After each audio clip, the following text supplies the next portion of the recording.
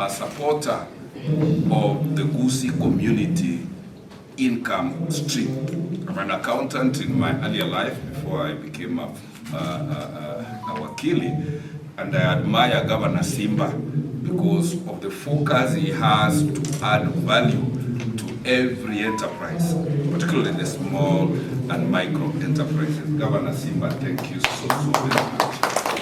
And as our official spokesperson from the Gusii community, on behalf of the Nyamira people, I have come to confirm that united we stand, divided we fall. This confusion we are causing of diverting and dividing ourselves can only cost us losses. I want to urge you, Governor, you are the senior governor in this in these two counties, in this region. You are elected by the people, and it is important that we respect the will of the people. You have been elected by 9 constituencies. My governor has been elected by 4, so obviously subordinate to you. But don't laugh at us that we are a sub-county.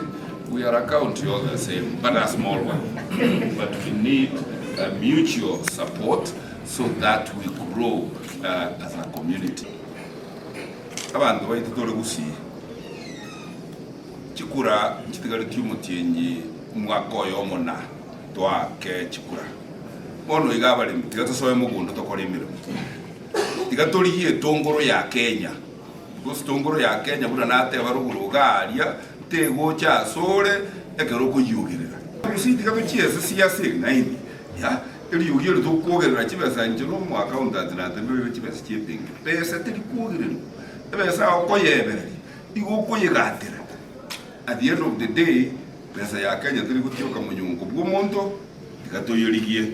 For now, murayo itonara ayemonene take us forward as a community tokonyegesaku no mu president yoronaro yodogo mugwatsi bakengori karumura ligi abandi bakubeka amakaratasi yatebe nalituraze kugamba oro tigatworokia maskani asumu Governor Simba Arati na inje nonye kindaga jumbe mwana kali jumbe ngutarande ndore kana unali jumbe.